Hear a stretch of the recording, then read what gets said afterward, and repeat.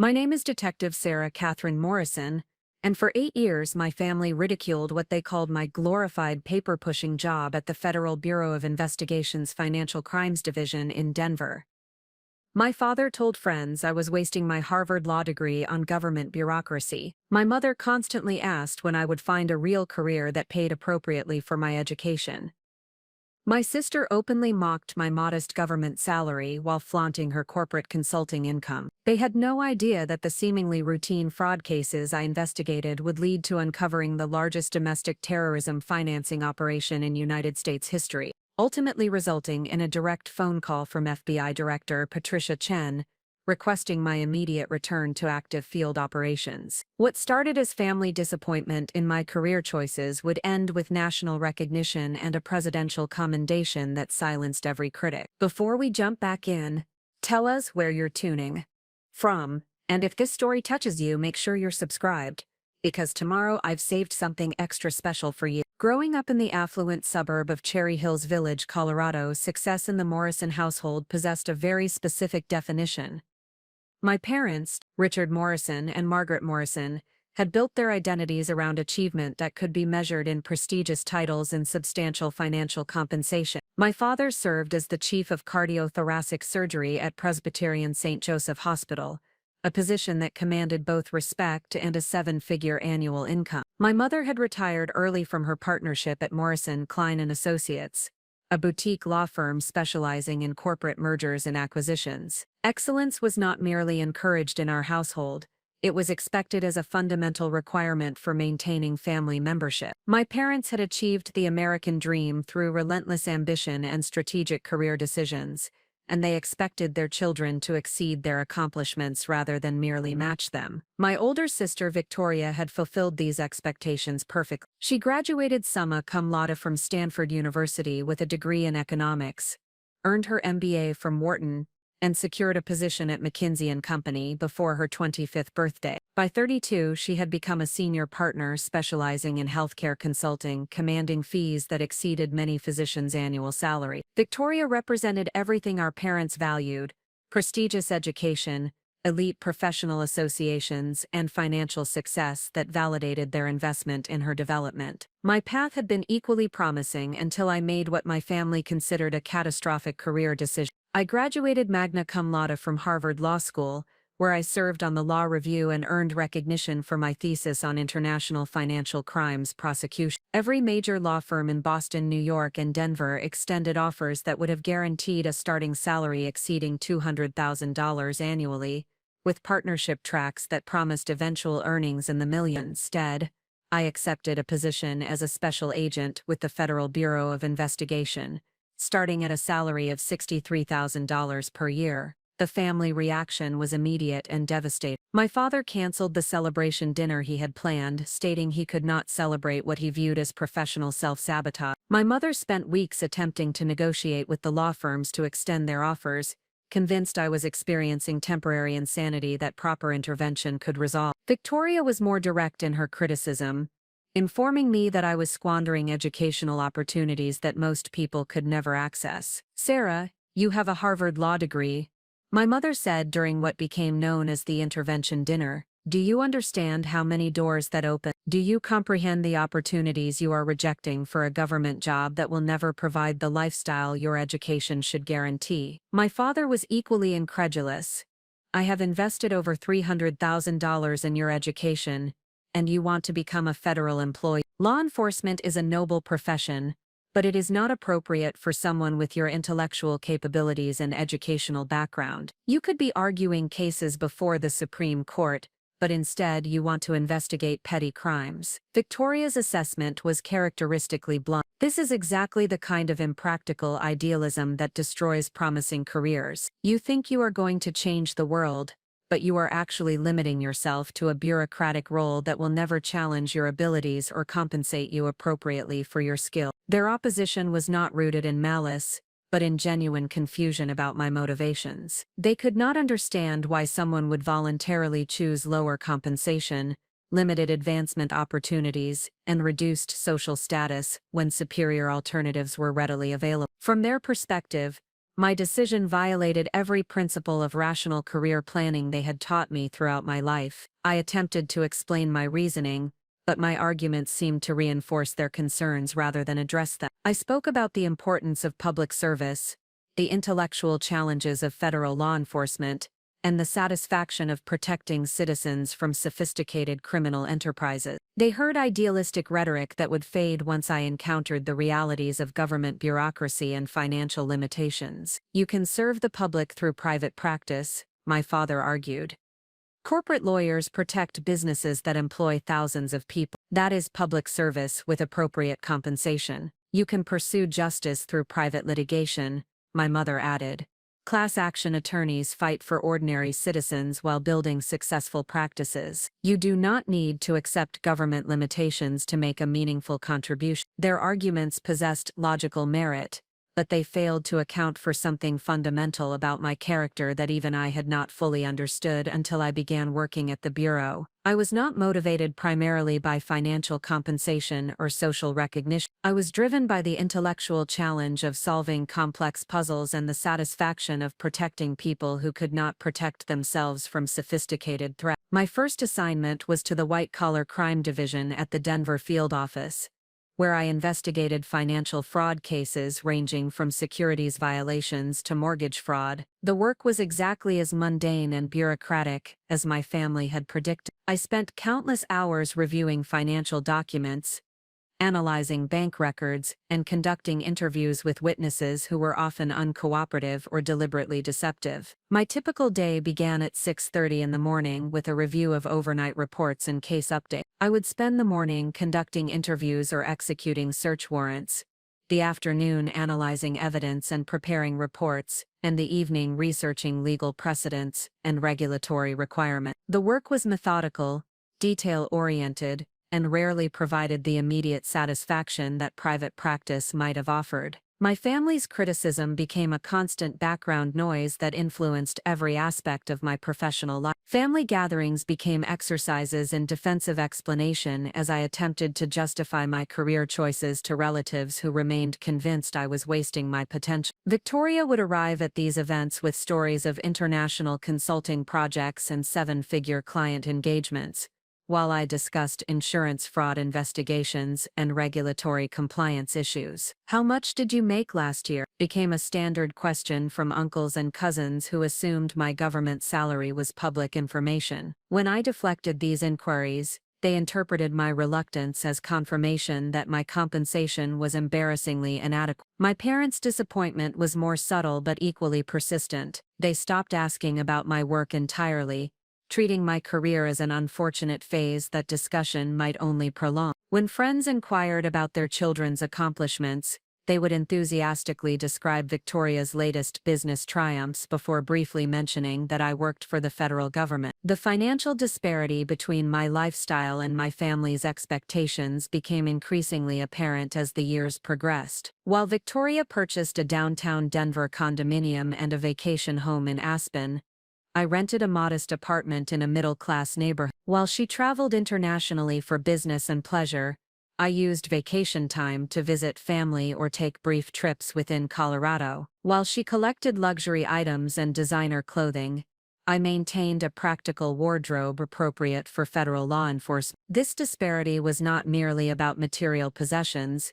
It represented fundamentally different approaches to defining professional success. My family measured achievement through external markers that could be easily quantified and I was learning to find satisfaction in work that often went unrecognized and results that were measured in prosecutions rather than profit margin. 3 years into my tenure at the Bureau, I was assigned to investigate what initially appeared to be a routine mortgage fraud scheme in the Denver metropolitan area. The case began when First National Bank of Colorado reported suspicious loan applications that contained falsified income documentation and inflated property appraisal. The pattern suggested a relatively small operation involving perhaps a dozen fraudulent mortgages, totaling approximately $2 million. The investigation seemed perfectly suited to my family's perception of my work: tedious, small-scale, and unlikely to generate meaningful results. Victoria actually laughed when I mentioned the case during a family dinner, noting that her consulting firm handled individual client engagements worth more than the entire fraud I was investigating. $2 million, she said with obvious amusement. I bill more than that on a single project. This is exactly what I mean about government work limiting your perspective. In the private sector, $2 million is a rounding error. My father nodded in agreement.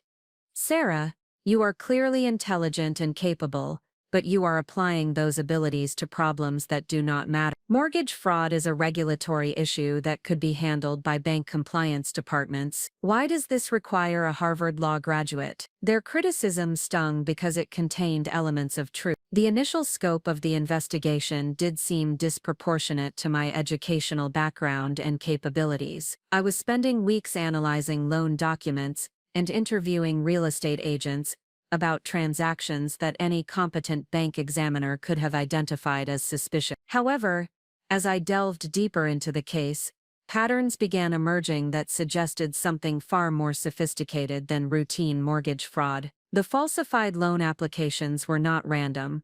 They followed specific methodologies that indicated coordination among multiple participants. The properties involved were concentrated in particular neighborhoods that seemed strategically selected, rather than randomly chosen. The timing of the transactions suggested careful planning rather than opportunistic fraud. Most significantly, the money trail led to a series of shell companies that appeared to exist solely for the purpose of obscuring the ultimate destination of the fraudulent proceeds. These companies maintained minimal business operations, but processed substantial financial transactions through accounts at different banks across multiple states. I began mapping the financial relationships between these entities, a process that required analyzing thousands of bank records and corporate filing. The work was exactly the kind of methodical, detail-oriented investigation that my family viewed as beneath my capabilities.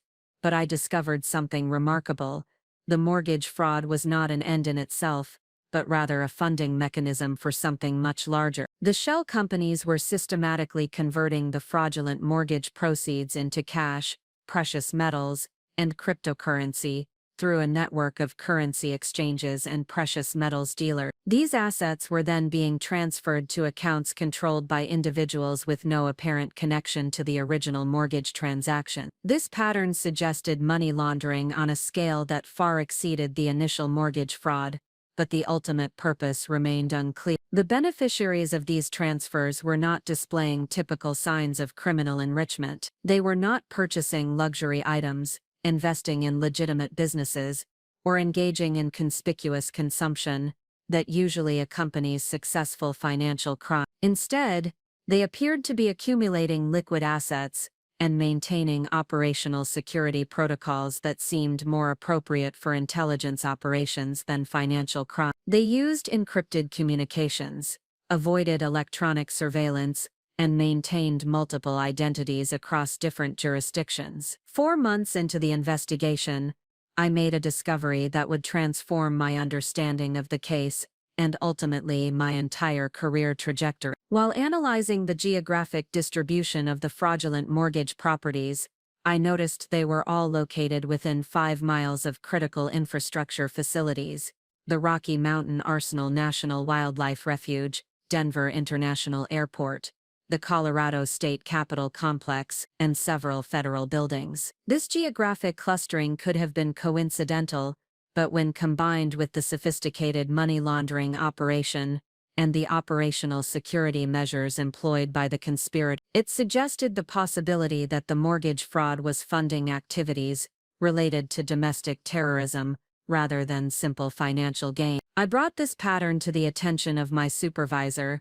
Special Agent in Charge Michael Torres, who immediately recognized the potential national security implication. Within 24 hours, the case had been elevated to a joint terrorism task force investigation involving multiple federal agencies and state law enforcement organizations. The transition from a routine financial crime investigation to a potential terrorism case represented exactly the kind of career development that my family had insisted was impossible within federal law enforcement. Instead of processing paperwork about mortgage fraud, I was suddenly analyzing intelligence reports about domestic extremist organizations and coordinating with counter-terrorism specialists from the Central Intelligence Agency and the National Security Agency. Preparing and narrating this story took us a lot of time, so if you are enjoying it, subscribe to our channel.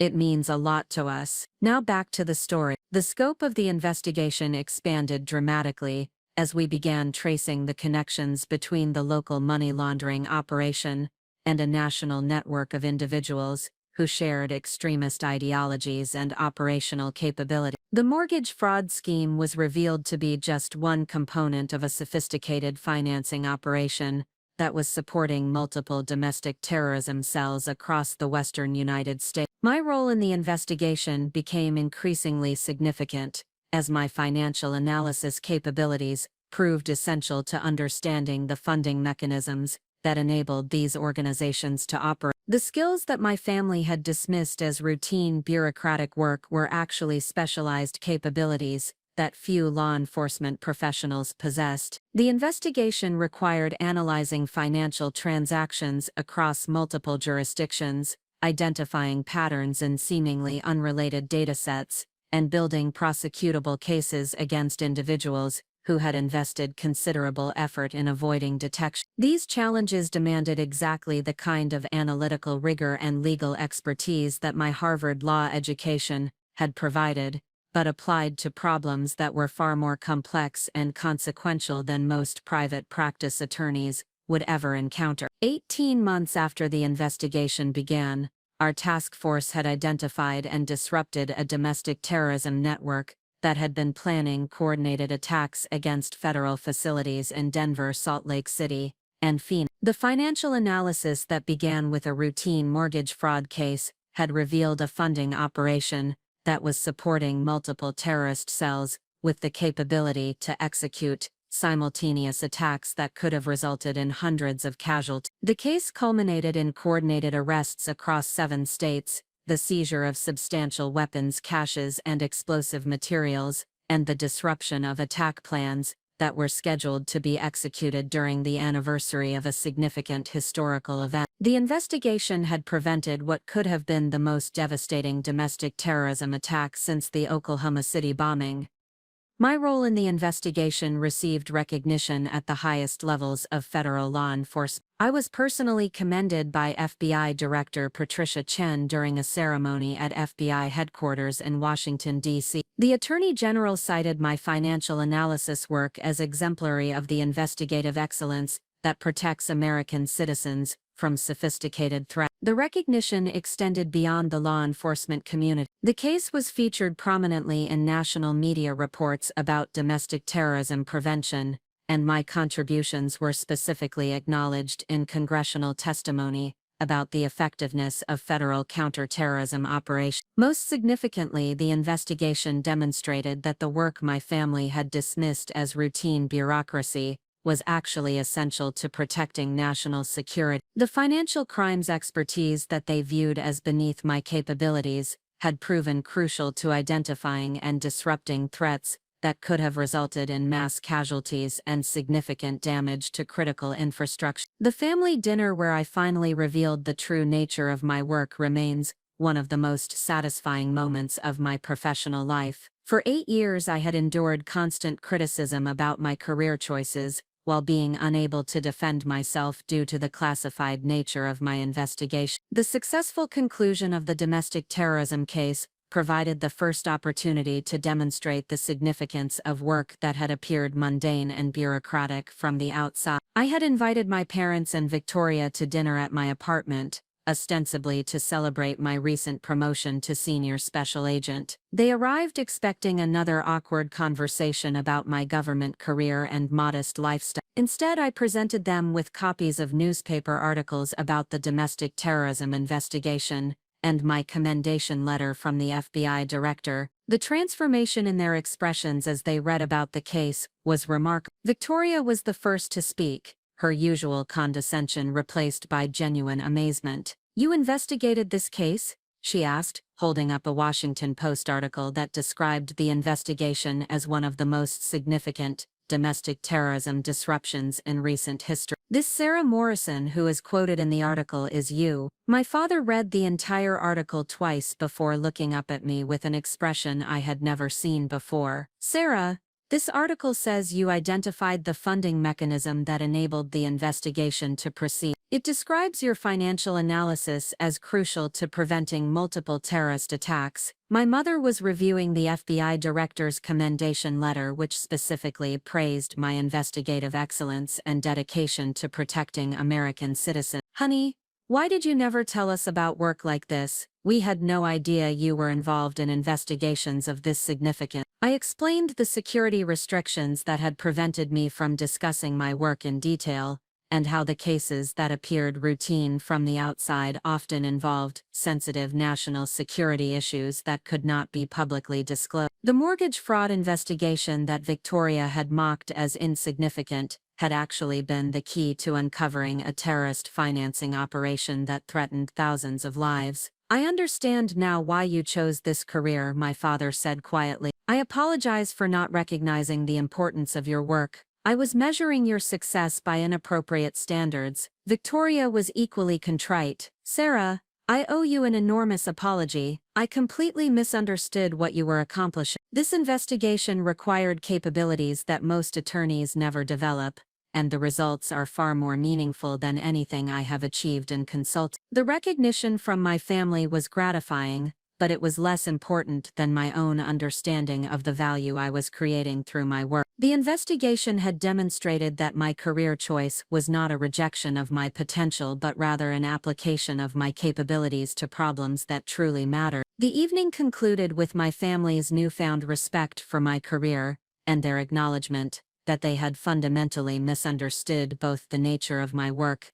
and the criteria by which it should be evaluated. More importantly, it marked the beginning of their understanding that success could be measured by impact rather than just income, and that some of the most important work in society is performed by people who choose purpose over profit. This recognition would prove to be just the beginning of a career transformation that would ultimately lead to opportunities I had never imagined when I first chose to join the Federal Bureau of Investigation. The months following my family's dinner intervention marked the darkest period of my early FBI career. While I had successfully defended my decision to join the Bureau during that confrontational evening, their criticisms had planted seeds of doubt that grew stronger with each passing case assignment. The routine nature of my financial crimes investigations began to feel increasingly disconnected from the meaningful impact I had envisioned when I first chose federal law enforcement over private practice. My daily responsibilities consisted primarily of reviewing bank statements, analyzing suspicious activity reports, and conducting interviews with witnesses who viewed my presence as an unwelcome disruption to their business operation. The cases typically involved small-scale fraud schemes, perpetrated by individuals who lacked the sophistication to avoid basic detection methods. These investigations required meticulous attention to detail, but rarely challenged the analytical capabilities that my Harvard law education had developed. The financial limitations of government employment became more apparent as my law school classmates advanced in their private practice career. Former study partners were purchasing homes in prestigious neighborhoods, while I remained in my modest rental apartment. Colleagues from Law Review were traveling internationally for major corporate transactions, while I processed paperwork in a utilitarian federal building. The contrast between their rapidly ascending career trajectories and my seemingly static government position became increasingly difficult to ignore. During this period, Victoria made a particularly successful transition to independent consulting, establishing her own healthcare advisory firm that immediately attracted high-profile clients across the pharmaceutical and medical device industry. Her success was prominently featured in several business publications, including a cover story in Denver Business Journal that described her as one of the region's most promising young entrepreneurs. The article highlighted her Harvard MBA credentials, her early success at McKinsey, and her strategic vision for transforming healthcare consulting through innovative analytical methodology. The piece concluded with a photograph of Victoria in her downtown office, surrounded by the technological infrastructure that enabled her firm to serve clients across multiple continents. My parents distributed copies of this article to relatives, colleagues, and family friends with obvious pride. During the same period, my work remained invisible to outside observers due to the confidential nature of federal investigations. I could not discuss my cases, share my analytical insights, or demonstrate the intellectual rigor required for financial crimes investigation. From external perspectives, I appeared to be stagnating in a bureaucratic position, while my sister achieved remarkable professional advancement. The psychological impact of this disparity was compounded by the isolation inherent in federal law enforcement work. Unlike private practice attorneys who collaborated with colleagues on complex matters and received regular feedback from clients and partners, FBI agents often worked independently on cases that required months or years to resolve. The nature of criminal investigations meant that success was measured by prosecutions rather than immediate financial results, creating a delayed gratification cycle that contrasted sharply with the quarterly performance reviews and annual bonuses that characterized private sector careers. During this challenging period, I found crucial support from Senior Special Agent Rebecca Martinez, a 20-year Bureau veteran who had established herself as one of the nation's leading experts in international money laundering investigation. Rebecca had joined the FBI after completing a distinguished career as a federal prosecutor, bringing both legal expertise and investigative experience to her role in the Financial Crimes Division. Rebecca recognized the symptoms of career doubt that I was experiencing and approached me with the kind of direct conversation that would prove transformational to my professional development. She invited me to lunch at a quiet restaurant away from the federal building, creating an environment where honest discussion could occur without the formal constraints of workplace hierarchy. "Sarah," she began after we had ordered our meals, "I have been observing your work for the past 6 months, and I can see that you are struggling with something beyond the normal challenges of learning federal investigation technique. You have exceptional analytical abilities and legal training that could make you one of the Bureau's most effective financial crimes investigators, but you seem to be questioning whether this career path is worth pursuing." Her assessment was remarkably accurate. I had been experiencing increasing doubts about my career choice, particularly when comparing my progress to the advancement of my law school classmates in private practice. The routine nature of my current case assignments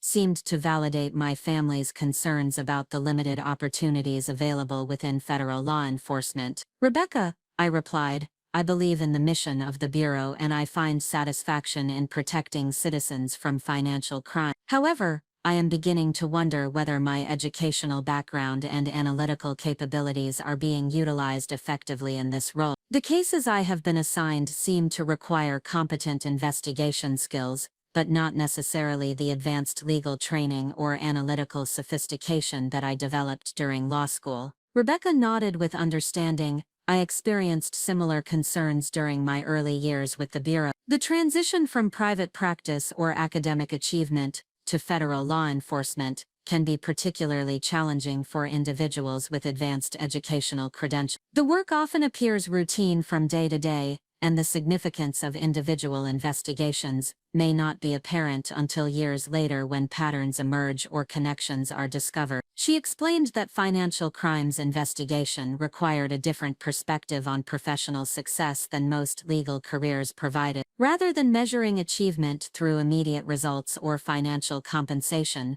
Bureau agents needed to find satisfaction in the long-term impact of their work and the protection they provided to citizens who would never know their names or appreciate their contribution. The most important investigations often begin with seemingly mundane cases that develop into something significant only through careful analysis and persistent follow-through.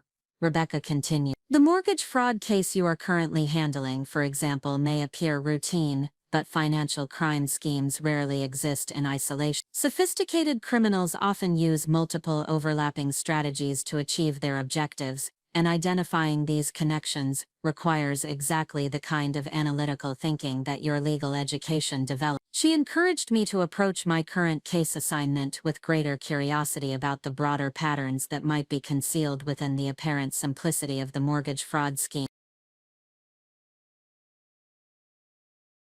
Rather than viewing the investigation as a routine enforcement action against small-scale fraud, she suggested examining the financial structures and relationships involved for evidence of more sophisticated criminal enterprises. Sarah, the Bureau needs agents who can think beyond the immediate evidence and identify connections that less experienced investigators might miss. Rebecca explained, "Your legal training and analytical capabilities are not being wasted in financial crimes investigation. They are being applied to problems that require exactly those skills. But the significance of your work may not be apparent until the investigation reveals larger patterns or connections." This conversation fundamentally shifted my perspective on my current case assignment and my career trajectory within the Bureau. Rather than viewing the mortgage fraud investigation as beneath my capabilities, I began approaching it as an intellectual puzzle that might contain elements of a more complex criminal enterprise. Armed with Rebecca's encouragement and a renewed sense of purpose, I intensified my analysis of the mortgage fraud case that had initially seemed so routine and limited in scope. I began by creating comprehensive financial profiles of all the individuals and entities involved in the fraudulent loan transactions, mapping their relationships and identifying patterns that might indicate coordination or sophisticated planning. The initial investigation had focused on the falsified loan applications and inflated property appraisals that constituted the primary evidence of fraud. However, I expanded my analysis to include the broader financial activities of the perpetrators,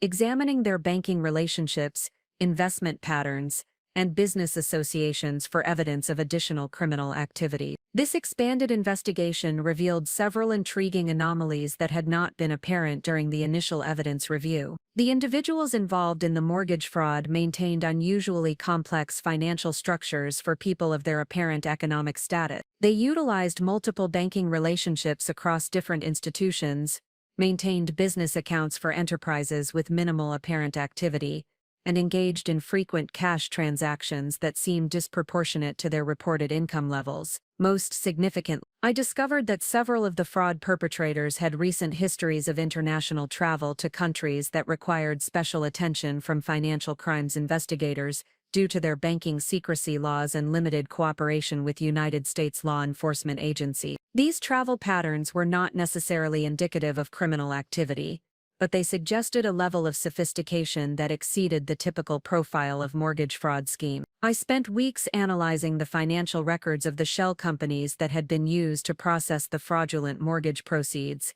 tracing the movement of funds through multiple accounts and identifying the ultimate recipients of the laundered money. This analysis required mastering specialized software systems for financial investigation and developing expertise in international banking regulations that governed cross-border fund transfer. The work was exactly the kind of detailed, methodical analysis that my family had characterized as routine bureaucracy, but I was discovering that it required sophisticated analytical thinking and specialized knowledge that few legal professionals possess. The investigation demanded understanding of banking regulations, international finance, criminal law, and investigative techniques that represented a unique combination of skill. As the investigation progressed, I began identifying connections between the local mortgage fraud scheme and financial activities in other jurisdictions that suggested a coordinated criminal enterprise operating across multiple states. The patterns I was discovering indicated that the Denver mortgage fraud was not an isolated scheme but rather one component of a larger money laundering operation that involved multiple revenue sources and sophisticated asset conversion strategies. 3 months into my expanded investigation, I made a discovery that would fundamentally alter my understanding of the case and establish my reputation as an emerging expert in international financial crimes investigation. While analyzing the banking records of one of the shell companies involved in the mortgage fraud, I identified a series of wire transfers to accounts in the Cayman Islands that appeared to be connected to a separate money laundering investigation being conducted by the Financial Crimes Enforcement Network. The connection was not immediately obvious because the Cayman Islands transfers involved different account holders and utilized different routing mechanisms than the domestic components of the mortgage fraud scheme. However, the timing of the transfers and the amounts involved suggested coordination between the two operations that warranted further investigation. I contacted the FinCEN analysts who were handling the related investigation and discovered that they had been tracking a sophisticated money laundering network that utilized multiple revenue sources including mortgage fraud, insurance fraud, and cybercrime proceeds. The Denver mortgage fraud case had independently identified one component of this network,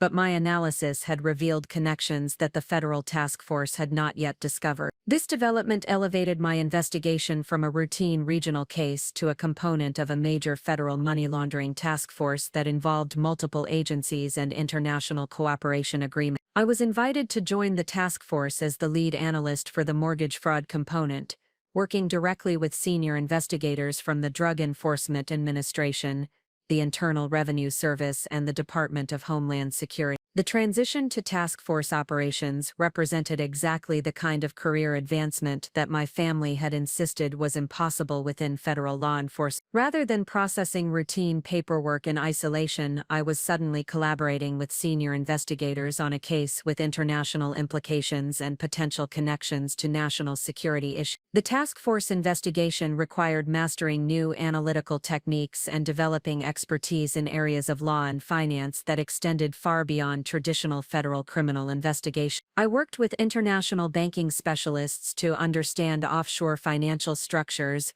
collaborated with cybercrime experts to analyze digital currency transactions, and learned to coordinate with foreign law enforcement agencies through diplomatic channels. Most importantly, investigation demonstrated that the analytical capabilities I had developed during law school were not only relevant to federal law enforcement, but were actually essential for addressing the most sophisticated criminal enterprises that threatened American financial institutions and national security.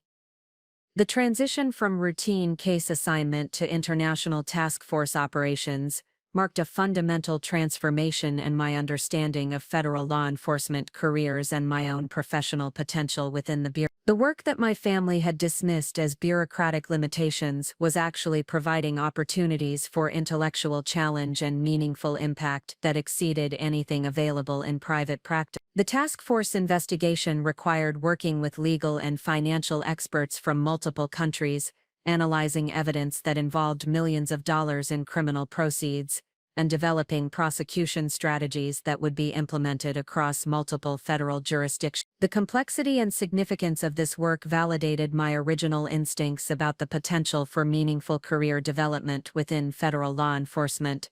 However, the personal cost of this professional advancement was substantial. The task force investigation required working 60 to 70 hours per week, including frequent travel to coordinate with investigators in other cities and occasional international travel to gather evidence from foreign financial institutions. The intensity of the work and the security requirements associated with the investigation made it difficult to maintain normal social relationships or family connections. My family remained largely unaware of the transformation that was occurring in my professional responsibilities, because I could not discuss the details of an ongoing investigation. From their perspective, I was still working the same government job with the same modest salary and limited advancement prospects. They could not see that I was developing expertise in areas of law and finance that few private practice attorneys would ever encounter. Victoria's consulting firm continued to achieve remarkable success during this period, securing several major contracts with pharmaceutical companies that generated substantial revenue and media attention. Her professional accomplishments were prominently featured in business publications and industry conferences, providing visible evidence of her career advancement that contrasted sharply with my inability to discuss my own professional development. The isolation created by the confidential nature of my work was particularly challenging during family gatherings, where I was expected to participate in conversations about career progress and professional achievements, while being unable to share the most significant aspects of my own work. I found myself deflecting questions about my investigations and providing vague responses about my responsibilities that seemed to confirm my family's assessments of my limited career prospects. This period taught me important lessons about defining professional success independently of external validation, and finding satisfaction in work that might never receive public recognition. The task force investigation was providing intellectual challenges and opportunities for meaningful impact that exceeded anything I had imagined when I first joined the Bureau. But these benefits were not visible to outside observers who measured career advancement through traditional markers of financial compensation and public recognition. 6 months into the task force investigation, I made a discovery that would establish my reputation as one of the Bureau's most effective financial crimes analysts and provide the first concrete evidence that my career choice had been vindicated. While analyzing wire transfer records from the Cayman Islands accounts,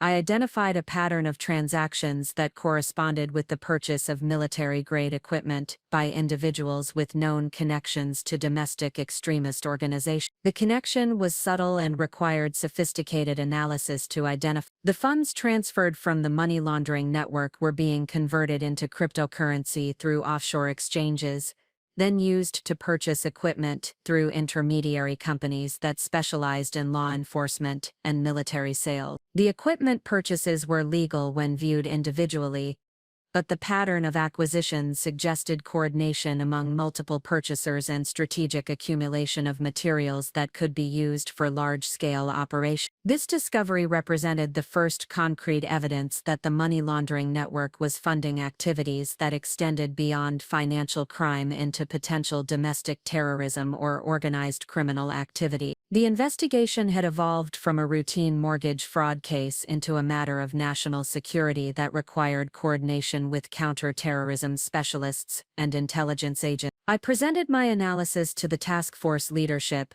demonstrating how the financial evidence connected seemingly unrelated criminal activities across multiple jurisdictions and revealed a sophisticated operation that was funding potential threats to public safety. The presentation required synthesizing complex financial data, legal analysis, and intelligence assessments into a comprehensive briefing that could guide strategic decisions about investigation priorities and resource allocation. The response from task force leadership was immediate and decisive. Within 24 hours, the investigation had been elevated to a joint terrorism task force operation with participation from the Central Intelligence Agency, the National Security Agency, and senior officials from the Department of Justice. My analysis had revealed connections that transformed a financial crimes investigation into a potential counter-terrorism operation with national implications. This development represented a career transformation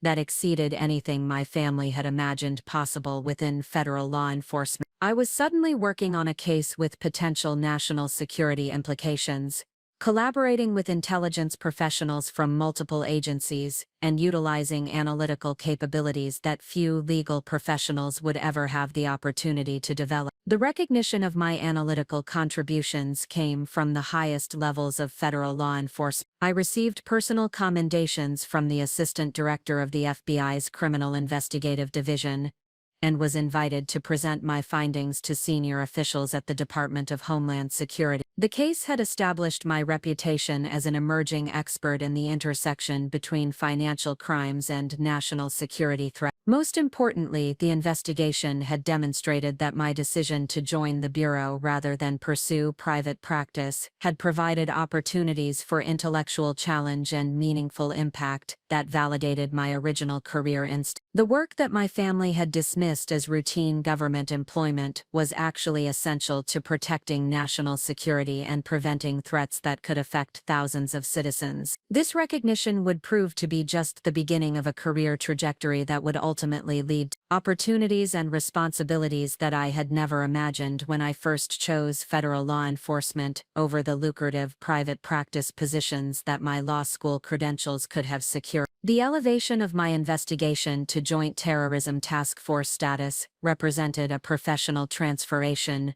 that occurred with startling rapidity. Within 72 hours of presenting my analysis connecting the money laundering network to military equipment purchases, I found myself assigned to a classified operation that brought together investigators from 17 different federal agencies and international partners from 6 countries. The Denver Federal Building's secure conference facility became my new operational headquarters, a windowless environment equipped with sophisticated communication systems and digital analysis tools that represented technology I had never encountered during my previous case assignments. Transition from analyzing mortgage fraud documents in my modest cubicle to coordinating international financial intelligence in a secure facility demonstrated the dramatic scope of career opportunities that existed within federal law enforcement for agents who demonstrated exceptional analytic capabilities.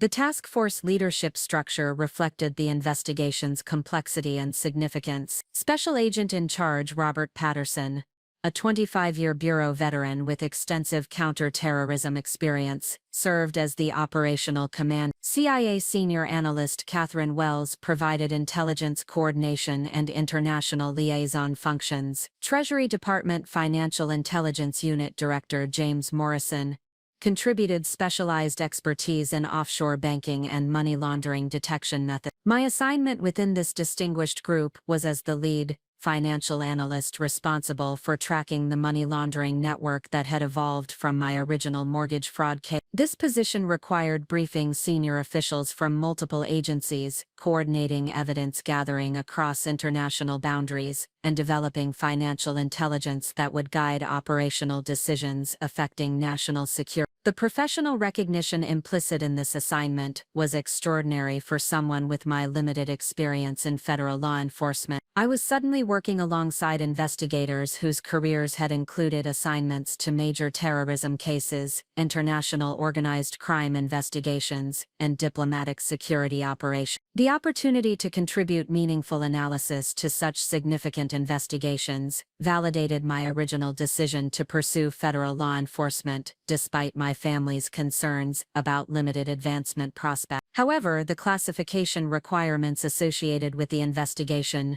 meant that I remained unable to discuss the transformation occurring in my professional responsibilities with family members or friends outside the law enforcement community. From external perspectives, I continued to work the same government job with the same modest salary and apparent lack of career advancement that had prompted their original criticism. The psychological challenge of maintaining operational security while enduring continued family skepticism about my career choices required developing new personal resilience strategies. I learned to find satisfaction in work accomplishments that could never be shared publicly and to measure professional success through internal validation rather than external recognition. The task force investigation revealed that the money laundering network I had originally identified through mortgage fraud analysis was significantly more sophisticated and extensive than initial evidence had suggested. The criminal enterprise operated across 4 continents and utilized banking relationships in 12 countries to process proceeds from multiple revenue sources including cybercrime,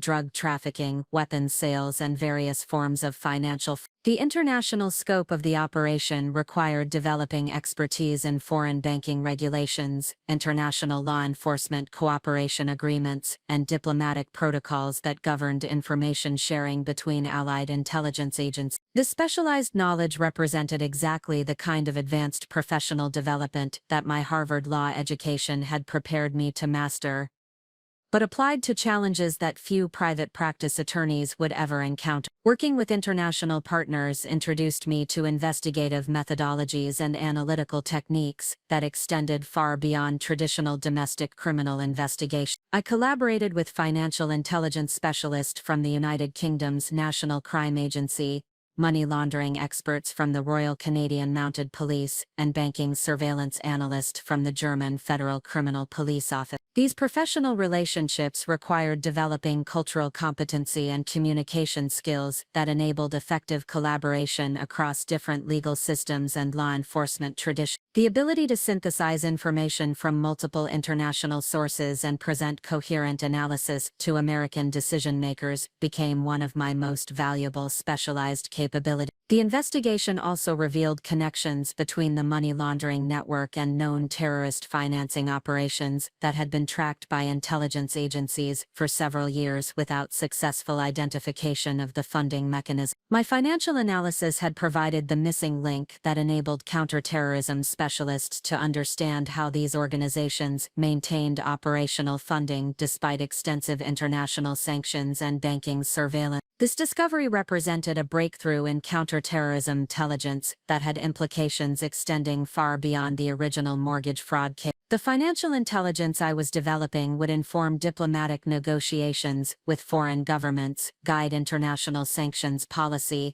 and support military operations against terrorist organizations operating in multiple theaters. The significance of this contribution was recognized through formal commendations from the Director of National Intelligence and personal acknowledgement from senior officials at the National Security Council. These recognitions represented the highest levels of professional validation available within the intelligence community and demonstrated that my analytical work was contributing to national security objectives at the strategic level. During the period when my professional responsibilities were achieving unprecedented significance and recognition, the pressure from my family regarding my career choices intensified rather than diminished. Victoria's consulting firm had secured a major contract with a pharmaceutical conglomerate that generated substantial media coverage and positioned her as one of the region's most prominent business leaders. The contrast between Victoria's visible success and my apparent career stagnation became a constant source of family tension. My parents began expressing increasingly direct criticism of my decision to remain in federal law enforcement when opportunities in private practice remained available and lucrative. My father scheduled a private lunch meeting to discuss what he characterized as my continued professional underachievement. The conversation took place at his exclusive country club, an environment that emphasized the material success and social status that he believed I was sacrificing through my government career. "Sarah," he began after we had ordered our meals, "I need to speak honestly about my concerns regarding your career trajectory. You have now been with the FBI for over 4 years, and from my perspective, you have made no meaningful advancement in either responsibility or compensation. Meanwhile, your law school classmates are becoming partners at major firms and building substantial practices." He presented a folder containing salary surveys for attorneys with my educational background and experience level, demonstrating that my government compensation lagged significantly behind private practice earnings. According to these industry reports, you should be earning between $200,000 and $300,000 annually by this point in your career.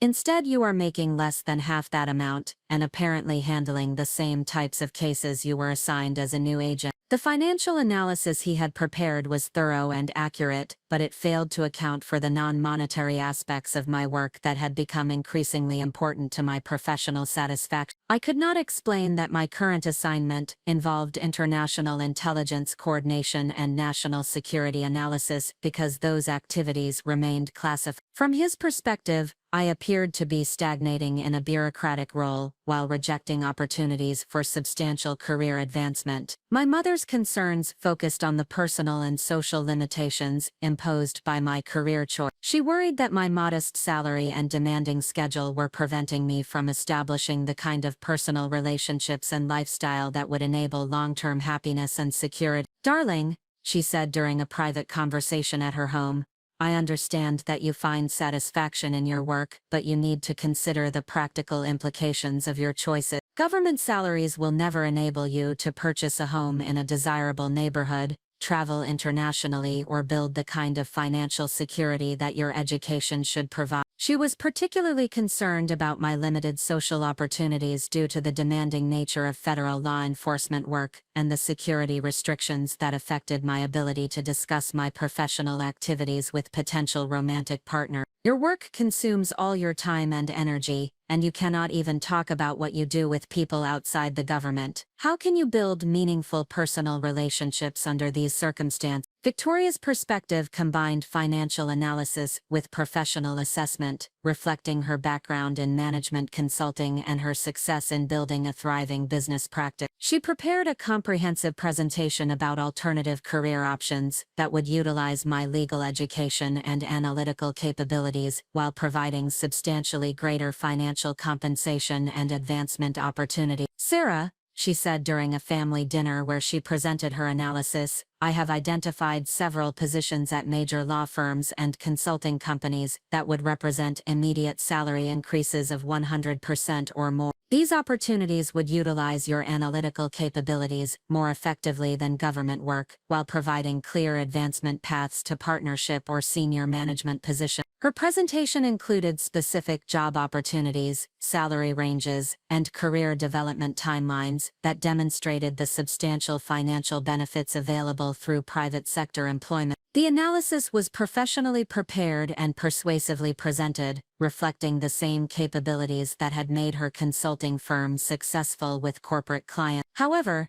none of my family members could understand that my current work was providing intellectual challenges and meaningful impact that exceeded anything available in private practice. The classification requirements prevented me from explaining that I was contributing to international intelligence operations and national security objectives that affected thousands of lives. While enduring intensified family pressure about my career choice, I achieved a major breakthrough in the task force investigation that would ultimately transform my professional trajectory and provide vindication for my decision to pursue federal law enforcement, despite substantial personal and financial costs. The breakthrough occurred during analysis of cryptocurrency transactions that had been identified through the International Banking Surveillance Network. I had been tracking digital currency movements for several weeks, attempting to identify patterns that would reveal how the money laundering network was converting traditional financial assets into cryptocurrency for enhanced operational security. The analysis required mastering blockchain forensics and digital currency tracking methodologies that represented cutting-edge investigative techniques. I worked with specialists from the Drug Enforcement Administration's Cybercrime Unit and technical analysts from the National Security Agency to develop new approaches for following cryptocurrency transactions across multiple blockchain networks. During this analysis, I identified a series of cryptocurrency purchases that corresponded precisely with known dates of domestic terrorist planning meetings that had been monitored through separate intelligence operations. The correlation was too precise to be coincidental and suggested that the money laundering network was providing operational funding for domestic terrorist activities rather than simply processing criminal proceeds for financial gain. This discovery represented the missing link that counterterrorism specialists had been seeking for over 2 years. Previous intelligence operations had identified domestic terrorist planning activities but had been unable to determine how these organizations were financing their operations, despite extensive surveillance of traditional banking channels. My analysis revealed that the terrorist organizations were receiving funding through the cryptocurrency network that originated from the money laundering operation I had identified through mortgage fraud investigation. The sophisticated financial structure enabled terrorist organizations to receive operational funding while maintaining complete separation from traditional banking systems that were subject to federal monitoring. The implications of this discovery extended far beyond the original scope of the financial crimes investigation. The intelligence revealed an active domestic terrorist financing network that was supporting multiple planned attacks against federal facilities, critical infrastructure, and civilian targets across the western United States. The discovery required immediate escalation to the highest levels of federal law enforcement and national security decision-making. Within 24 hours of presenting my analysis, I was briefing senior officials at the Department of Justice, the Department of Homeland Security, and the National Security Council about the terrorist financing network and its operational implications. The briefings represented the highest level of professional recognition possible for a federal law enforcement analyst. I was presenting intelligence that would guide strategic decisions about resource allocation, operational priorities, and diplomatic initiatives related to domestic terrorism prevention. The discovery of the domestic terrorist financing network triggered a coordinated federal response that demonstrated the sophisticated capabilities available to address national security threats when properly coordinated across multiple agencies and international partners.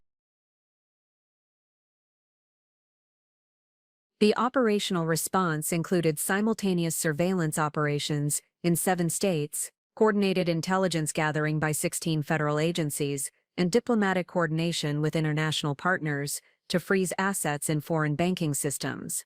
The scope and complexity of this response reflected the significance of the threat that my analysis had identified and the strategic importance of disrupting the financing network before planned attacks could be executed. My role in coordinating the financial intelligence aspects of this operation required working directly with senior officials from the Central Intelligence Agency, the National Security Agency, and the Department of Treasury. I was responsible for briefing decision-makers about the financial structure of the terrorist network and providing real-time analysis of asset movement as operational activities proceeded. The professional responsibilities associated with this assignment exceeded anything I had imagined possible when I first joined the FBI. I was contributing analytical support to operations that involved hundreds of federal agents, international intelligence cooperation, and strategic decisions that affected national security policy at the presidential level. The successful execution of the coordinated response demonstrated the value of specialized financial intelligence capabilities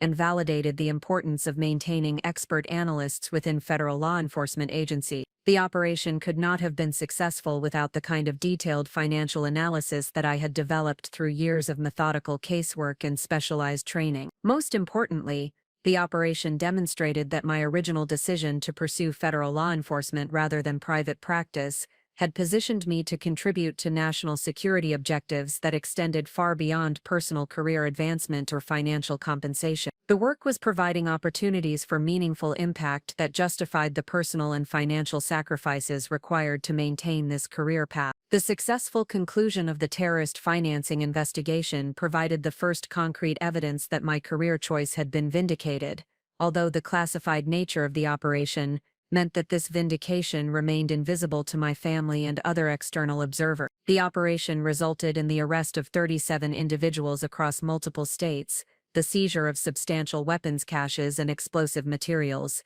and the disruption of planned attacks that could have resulted in hundreds of casualties. The financial analysis that began with routine mortgage fraud investigation had ultimately prevented one of the most significant domestic terrorism threats in recent American history. The recognition of my contribution came through formal commendations from the highest levels of federal law enforcement, including personal acknowledgement from the FBI Director and the Attorney General. These commendations specifically cited my innovative analytical methodologies and the strategic significance of the intelligence I had developed through persistent investigation of seemingly routine financial crime. However, the security classification requirements meant that I could not share this recognition with family members or use it to address their continuing concerns about my career trajectory. From their perspective, I remained in the same government position with the same modest salary and apparent lack of advancement opportunity. The psychological challenge of receiving the highest possible professional validation while being unable to share that recognition with the people whose approval I most desired required developing new approaches to personal satisfaction and career fulfillment. I learned to find meaning in work accomplishments that would never be publicly acknowledged and to measure success through internal standards rather than external validation. This experience taught me fundamental lessons about choosing career paths based on personal values and meaningful impact rather than social expectations or financial compensation. The work I was performing was contributing to national security objectives and protecting citizens from sophisticated threats,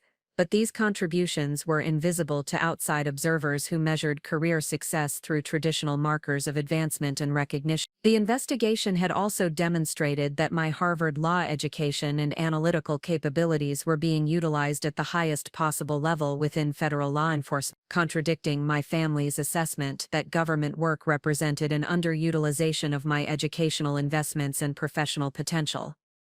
Most significantly, The experience had established my reputation within the intelligence community as one of the nation's most effective financial crimes analysts, positioning me for future assignments and responsibilities that would continue to expand my impact and professional development, despite the ongoing invisibility of my accomplishments to external observers. The successful disruption of the domestic terrorist financing network elevated my professional standing within the federal law enforcement community to unprecedented levels. 6 months after the coordinated arrests across 7 states, I received a formal request from the House Committee on Homeland Security to provide expert testimony regarding the investigative methodologies that had enabled identification of the terrorist financing operation. The invitation to testify before Congress represented recognition that my analytical work had contributed to national security in ways that warranted legislative attention and potential policy recommendations. The committee specifically requested my assessment of current federal capabilities for detecting sophisticated money laundering operations and recommendations for enhancing interagency coordination in financial intelligence gathering. Preparing for congressional testimony required developing expertise in policy analysis and legislative processes that extended beyond my previous focus on criminal investigation and financial analysis. I worked with Department of Justice Legislative Affairs specialist to understand the political context surrounding Homeland Security funding decisions and the committee members' particular areas of interest and concern. The testimony preparation process also required coordinating with senior officials from multiple agencies to ensure that my recommendations aligned with broader federal policy objectives, while accurately representing the operational realities of financial crimes investigation. This coordination provided exposure to strategic decision-making processes at the highest levels of federal law enforcement. The hearing room in the Rayburn House office building represented the most formal and prestigious professional environment I had ever encountered. The setting emphasized the significance of the intelligence I had developed and the national importance of the policy recommendations I was presenting to elected officials responsible for Homeland Security oversight. My testimony focused on 3 primary areas: the analytical methodologies that had enabled identification of the terrorist financing network, the importance of specialized training for financial crimes investigators, and recommendations for enhancing information sharing between federal agencies and international partners. The committee members demonstrated sophisticated understanding of the challenges involved in detecting modern money laundering operations and asked detailed questions about the technical capabilities required for effective financial intelligence analysis. Their questions revealed that my work had influenced discussions about federal budget allocations and strategic priorities for law enforcement technology investment. Representative Maria Gonzalez, the committee chairwoman, specifically acknowledged the significance of my contribution to national security. Her comments during the hearing established a congressional record of the value created through specialized financial crimes investigation and the importance of maintaining expert analytical capabilities within federal law enforcement agencies. The testimony provided the first public recognition of my professional accomplishments, although the classified nature of specific operational details meant that the full scope of my contributions remained protected. Nevertheless, the congressional acknowledgment represented validation that could potentially be shared with family members despite ongoing security restrictions. Following my congressional testimony, FBI leadership offered me promotion to Supervisory Special Agent with assignment to the Financial Review and Analysis Unit at FBI headquarters in Washington. This promotion represented the fastest advancement to supervisory status in the history of the Denver field office and positioned me for continued career development at the national level. The promotion came with substantially increased compensation that addressed many of my family's financial concerns about government employment. The new salary exceeded the starting salaries offered by major law firms and included federal benefits packages that provided long-term financial security comparable to private sector employment. More significantly, the new position would involve developing federal policy for financial crimes investigation, training specialized agents across all field offices,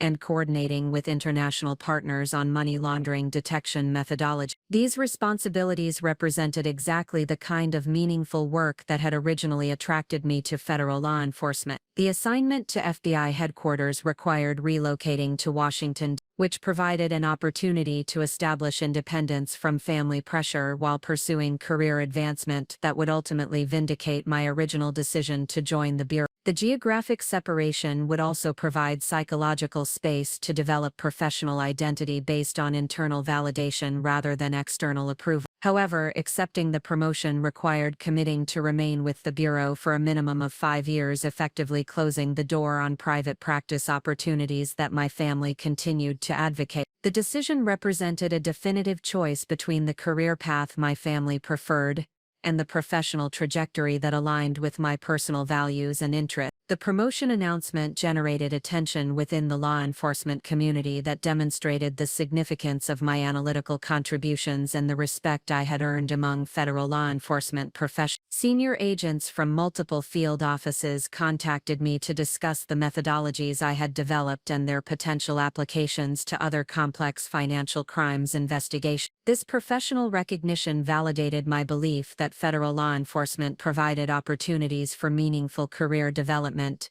despite the financial limitations and external perceptions that had concerned my family. The promotion represented advancement based on merit and contribution rather than political considerations or personal relationships. The announcement of my promotion and relocation to Washington, D.C. triggered the most serious family crisis since my original decision to join the FBI. My parents viewed the promotion as evidence that I was becoming permanently committed to a career path they considered fundamentally inappropriate for someone with my educational background and capability. My father requested a family meeting to discuss what he characterized as my continued poor decision-making regarding career advancement. The meeting took place at my parents' home and included Victoria, who had prepared a detailed analysis of the opportunity costs associated with my government career. The intervention reflected their genuine concern about my future financial security and professional fulfillment, but it also demonstrated their fundamental misunderstanding of the significance and impact of my work within federal law enforcement. They could not appreciate the national importance of my contributions,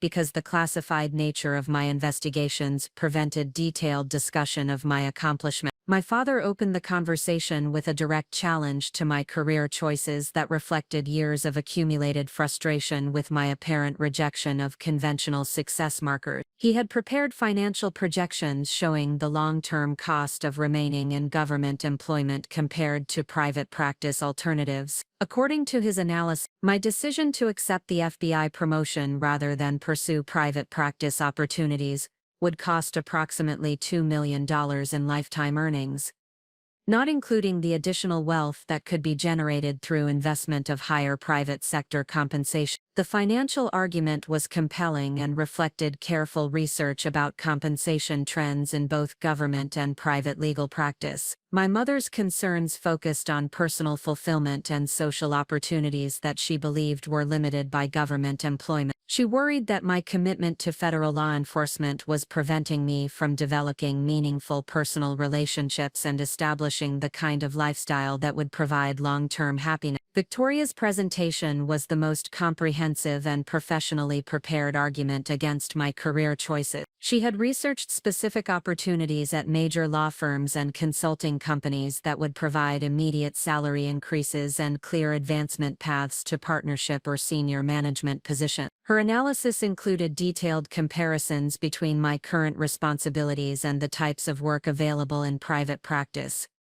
arguing that consulting and corporate law would provide greater intellectual challenges and more meaningful impact than government employment. She had prepared specific job descriptions and compensation packages that demonstrated the substantial benefits available through private sector employment. The presentation concluded with an ultimatum that reflected their collective frustration with my career trajectory. They offered to provide financial support for transitioning to private practice, including covering moving expenses and providing interim financial assistance while establishing a new career path. However, they also indicated that continued support for my government career would be withdrawn if I accepted the Washington promotion. This ultimatum represented their attempt to force reconsideration of my career choices through economic pressure and emotional manipulation. Responding to my family's intervention required articulating the value and significance of my work in ways that could be understood despite security restrictions that prevented detailed discussion of specific investigations and accomplishments. I needed to defend my career choices without revealing classified information while demonstrating that government employment was providing meaningful impact and appropriate professional development. I began by acknowledging the validity of their financial concerns while explaining that compensation represented only one factor in career satisfaction and long-term fulfillment. My government salary, while lower than private practice alternatives,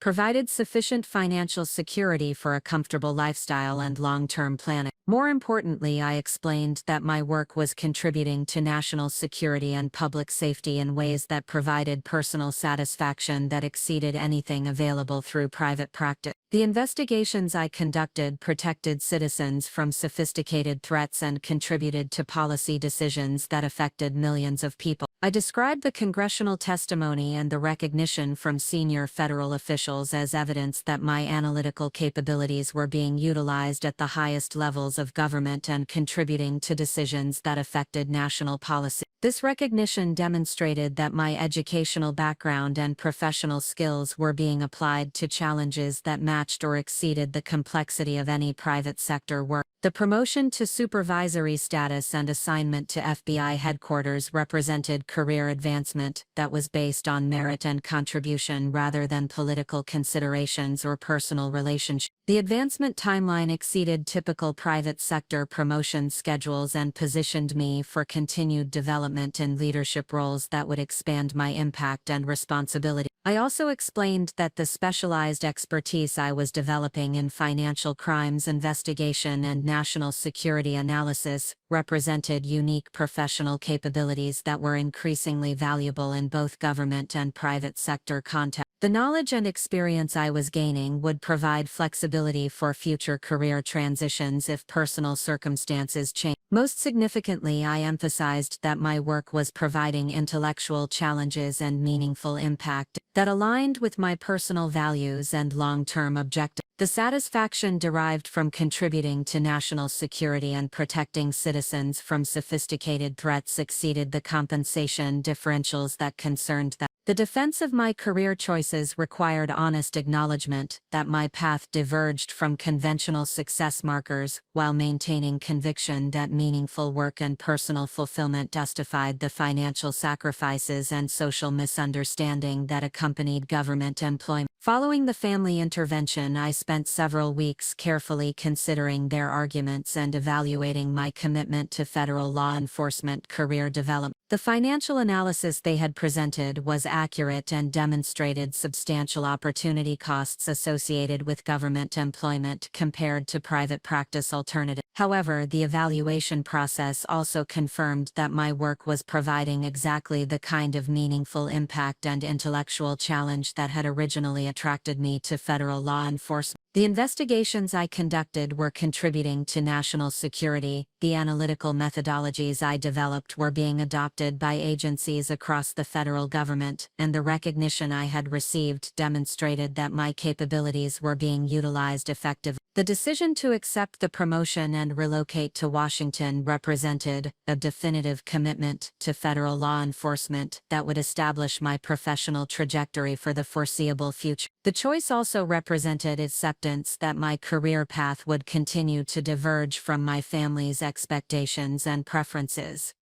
I informed my family of my decision during a private dinner with my parents, acknowledging their concerns while explaining that the opportunity to contribute to national security policy development and train the next generation of financial crimes investigators represented exactly the kind of meaningful work that justified my original career choice. My father's response reflected disappointment, but also grudging respect for my conviction and consistency in pursuing a career path that aligned with my values, despite substantial external pressure. He acknowledged that my promotion represented genuine achievement within the federal law enforcement community.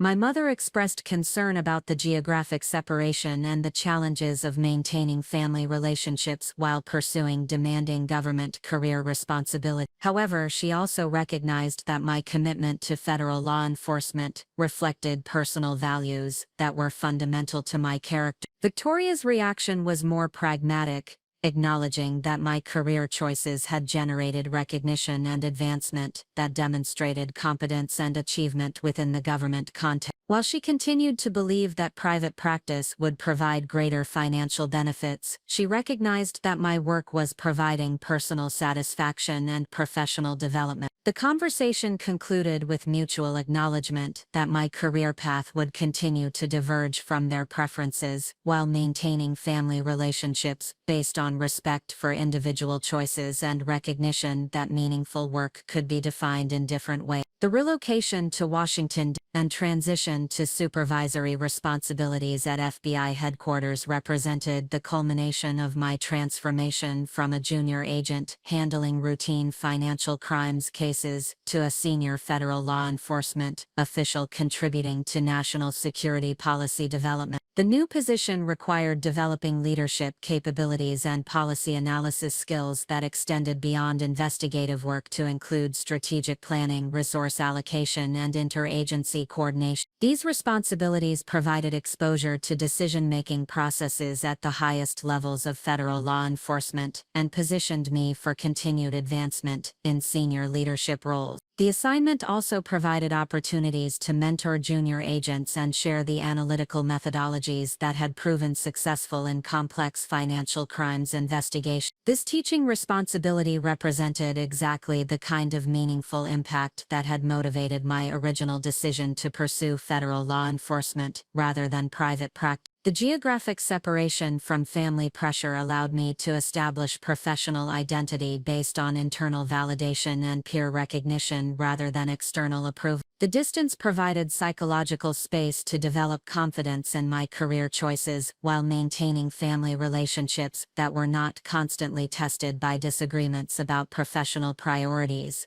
Most importantly, the transition to headquarters assignment validated my belief that federal law enforcement provided opportunities for meaningful career development and significant impact that justified the financial sacrifices and social misunderstanding that had accompanied my rejection of conventional success markers. The position represented the beginning of a new phase in my professional development that would ultimately lead to national recognition and vindication of my original career instinct. The foundation established through years of methodical investigation and analytical development had positioned me for opportunities that would exceed anything my family had imagined possible within government employment. My first months at FBI headquarters in Washington represented a complete transformation in both professional responsibilities and personal perspective regarding the significance of federal law enforcement careers. The Edgar Hoover Building housed the most sophisticated financial crimes analysis operation in the world, with capabilities that extended far beyond anything I had imagined during my field office assignments in Denver. The Financial Review and Analysis Unit occupied an entire floor of the headquarters building, equipped with advanced computing systems capable of processing millions of financial transactions simultaneously and identifying patterns that would be impossible to detect through traditional investigative methods. The technological infrastructure represented investments that exceeded the entire annual budgets of most private sector consulting firms, demonstrating the federal government's commitment to maintaining cutting-edge capabilities for financial crimes detection. My supervisory assignment included responsibility for 12 senior agents who specialized in different aspects of international money laundering investigation. These agents possessed collective expertise in offshore banking, cryptocurrency analysis, terrorist financing, organized crime proceeds, and sanctions evasion schemes that represented decades of accumulated knowledge about the most sophisticated financial crimes operations worldwide. The professional caliber of the agents under my supervision exceeded anything I had encountered in previous assignments. Several possessed advanced degrees in economics, international finance, and computer science, while others had prior experience with major international accounting firms or central banking institutions. Their expertise provided immediate access to analytical capabilities that would have required years of individual development. The unit's primary mission involved developing strategic intelligence about emerging financial crimes trends and providing analytical support to field offices conducting complex international investigations. This mission required coordinating with intelligence agencies from allied nations, analyzing classified information about foreign banking systems, and briefing senior policymakers about threats to American financial institutions. The scope of responsibility associated with this assignment represented exactly the kind of meaningful work that had motivated my original decision to pursue federal law enforcement, despite family opposition. The intelligence we developed influenced diplomatic negotiations, guided sanctions policy, and supported military operations against terrorist organizations operating across multiple continents. The position also provided regular interaction with senior officials from the Department of Justice, the Department of Treasury, and the National Security Council, offering exposure to decision-making processes that affected national policy at the highest levels of government. These professional relationships demonstrated that federal law enforcement provided access to influential policy positions that exceeded the impact available through most private sector careers. 3 months into my headquarters assignment, I was tasked with leading the federal response to an emerging international financial crisis that would test every analytical capability I had developed throughout my law enforcement career. Intelligence agencies had detected sophisticated cyber attacks against major European banking institutions that appeared coordinated with unusual currency trading patterns, suggesting possible market manipulation on an unprecedented scale. The initial intelligence indicated that unknown actors were executing coordinated attacks against financial infrastructure while simultaneously positioning themselves to profit from the market disruption caused by their own activity. The sophistication of the operation suggested state-level resources and capabilities, raising concerns about potential economic warfare targeting Western financial systems. My assignment involved coordinating the American analytical response to this threat, working directly with intelligence agencies from NATO allies to share information and develop comprehensive understanding of the attack methodologies being employed. The coordination required establishing secure communication channels with foreign intelligence services and developing analytical frameworks that could synthesize information from multiple national sources. The investigation revealed that the cyber attacks were being funded through the same types of sophisticated money laundering networks that I had previously analyzed in domestic terrorism cases. The financial infrastructure supporting the attacks utilized many of the same methodologies I had documented in my congressional testimony, but applied to operations with far greater scale and international scope. The connection between my previous investigative work and this emerging international threat demonstrated how specialized expertise in financial crimes analysis could contribute to national security objectives across multiple domains. The analytical methodologies I had developed for domestic investigations proved directly applicable to understanding and countering sophisticated international threats. The investigation required working 18-hour days for several weeks, while coordinating with analysts in different time zones and synthesizing intelligence from sources operating under various national security classifications. The intensity of the work demonstrated the demanding nature of senior federal law enforcement positions, while providing intellectual challenges that exceeded anything available in private practice. The successful identification of the attack financing mechanisms enabled allied intelligence agencies to disrupt the operation before significant economic damage could be inflicted on Western financial markets. The prevention of this potential economic warfare represented exactly the kind of meaningful impact that justified the personal sacrifices required for federal law enforcement career. The successful disruption of the international cyber financial attack generated substantial recognition within the intelligence community and marked the first time my work received significant media attention despite the classified nature of most operational details. The case was featured prominently in national security publications and established my reputation as one of the federal government's leading experts in international financial crimes analysis. The recognition included formal commendations from the Director of National Intelligence and personal acknowledgement from the Secretary of the Treasury regarding my contribution to protecting American financial institutions from sophisticated international threats.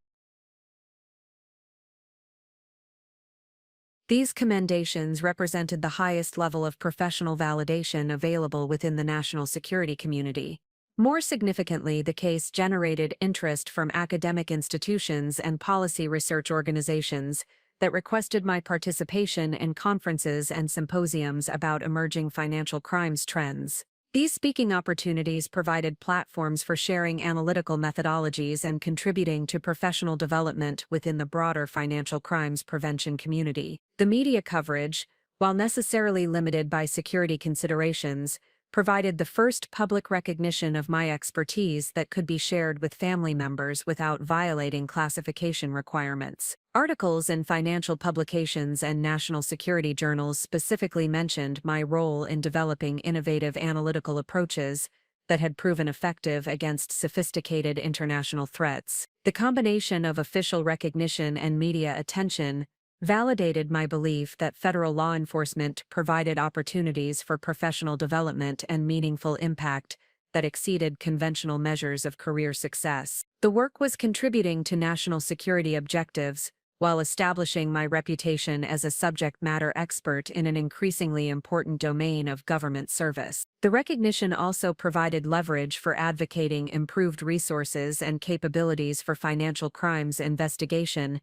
contributing to policy discussions about federal law enforcement priorities and budget allocation. This policy influence represented exactly the kind of systemic impact that had motivated my original career choice despite family concerns about limited advancement opportunities. The combination of increased professional responsibilities and geographic separation from family pressure enabled a fundamental transformation in my approach to career satisfaction and personal fulfillment. The demanding nature of headquarters assignments required developing new time management strategies and establishing professional relationships that provided support and mentorship without the complications of family dynamic. The Washington assignment connected me with other federal professionals who had made similar career choices, prioritizing meaningful work over conventional financial success. These relationships provided validation and support that had been lacking during my field office assignments when I was surrounded by family members who questioned my career decision. The professional community within federal law enforcement included numerous individuals with advanced educational backgrounds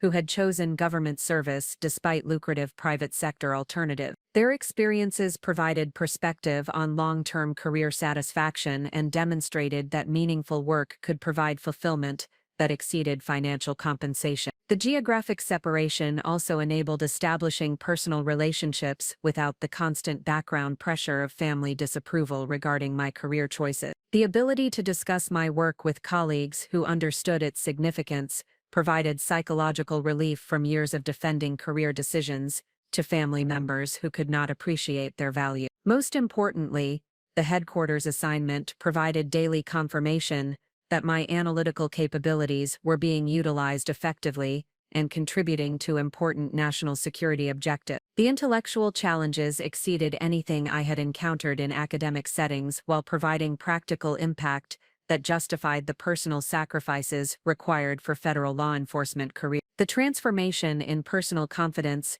and professional identity prepared me for even greater responsibilities and recognition that would ultimately validate my original career instincts despite years of family opposition and social pressure to pursue conventional success markers. During my second year at headquarters, I was selected for advanced training at the National Intelligence University, a prestigious institution that provides specialized education for senior intelligence professionals from across the federal government. The selection represented recognition of my analytical capabilities and positioned me for advancement to the most senior levels of federal law enforcement leadership. The program included coursework in strategic intelligence analysis, international relations, and national security policy development that expanded my expertise beyond financial crimes investigation to encompass broader understanding of intelligence operations and national security decision-making. The curriculum was designed for professionals who would occupy senior leadership positions within the intelligence community. The student body included senior officials from the Central Intelligence Agency,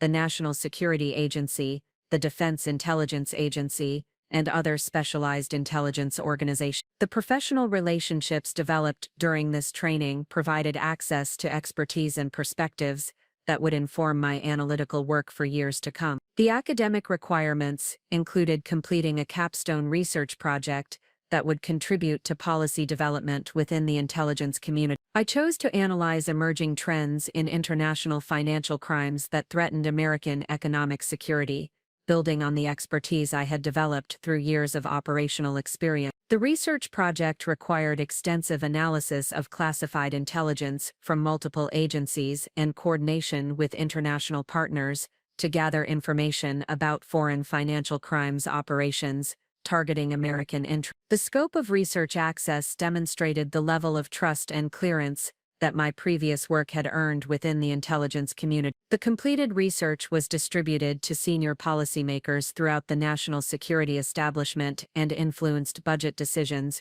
regarding financial crimes prevention capability. The policy impact represented exactly the kind of meaningful contribution that had motivated my original decision to pursue federal law enforcement, despite family concerns about limited influence and advancement opportunity. The training also included exposure to senior leadership responsibilities through practicum assignments that simulated crisis management and strategic decision-making scenarios. These exercises provided preparation for the executive-level positions that represented the ultimate career advancement opportunities within federal law enforcement. The combination of operational success, advanced training, and demonstrated analytical expertise positioned me for consideration for senior leadership roles that would expand my impact beyond individual case analysis to encompass strategic direction for entire federal program. The leadership development process included mentorship relationships with senior executives throughout the law enforcement and intelligence community. The mentorship program connected me with executives who had successfully navigated similar career transitions from operational assignments to senior leadership positions. Their guidance provided practical advice about managing complex organizations while maintaining focus on mission accomplishment and public service value. The leadership development also included rotation assignments to different agencies within the intelligence community, providing exposure to various organizational cultures and operational methodologies. These rotations demonstrated the breadth of career opportunities available within federal service and the possibilities for continued advancement based on merit and contribution. One particularly significant rotation involved assignment to the National Security Council staff as a subject matter expert on financial crimes, threats to national security. This assignment provided direct exposure to presidential-level decision-making processes and demonstrated how analytical expertise could influence policy at the highest levels of government. The NSC assignment required briefing senior officials about emerging financial crimes trends and their implications for national security policy. These briefings influenced diplomatic initiatives, sanctions policies, and law enforcement resource allocation decisions that affected international relations and domestic security operations. The exposure to executive-level decision-making processes provided understanding of how individual analytical contributions could aggregate to influence major policy decisions affecting millions of citizens. This systemic impact represented exactly the kind of meaningful work that justified the personal and financial sacrifices required for federal law enforcement careers. The leadership development process also included opportunities to represent the United States at international conferences and working groups focused on financial crimes prevention and international law enforcement cooperation. These assignments demonstrated the global significance of American financial crimes expertise and the respect accorded to federal law enforcement professionals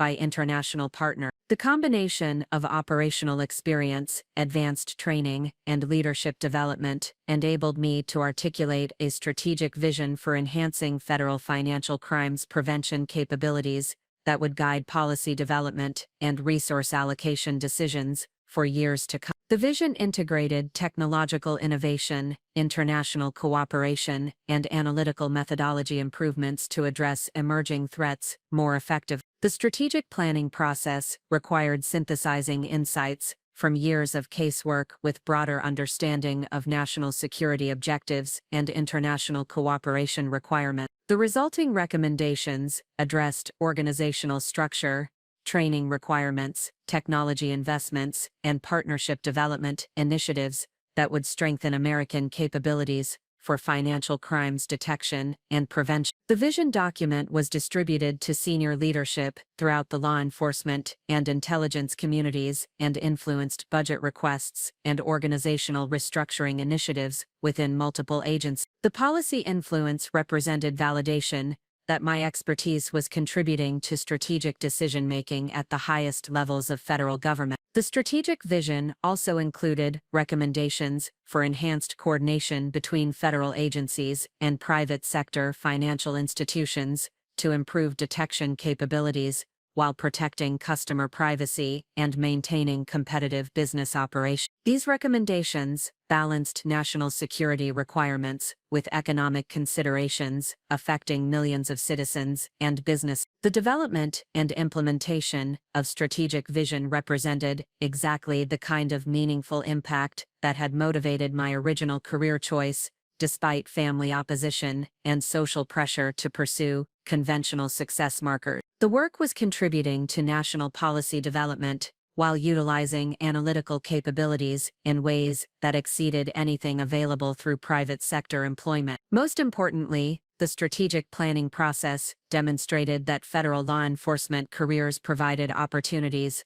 for systemic impact and policy influence that justified the personal sacrifices required for government service. The work was protecting American citizens from sophisticated threats while strengthening national security capabilities for future challenges. During my third year at FBI headquarters, I received assignment to serve as the primary American representative at the Financial Action Task Force Global Summit on Combating Illicit Finance, held in Geneva, Switzerland. This assignment represented recognition that my expertise in financial crimes analysis had achieved international standing and positioned the United States to lead global efforts against sophisticated money laundering operations. The Financial Action Task Force represents the premier international organization dedicated to combating money laundering and terrorist financing, with member countries including all major economic powers and emerging markets. The Global Summit convenes every 2 years to establish international standards and coordinate multinational enforcement efforts against the most sophisticated financial crimes operations affecting the global economy. My selection as the lead American delegate reflected the recognition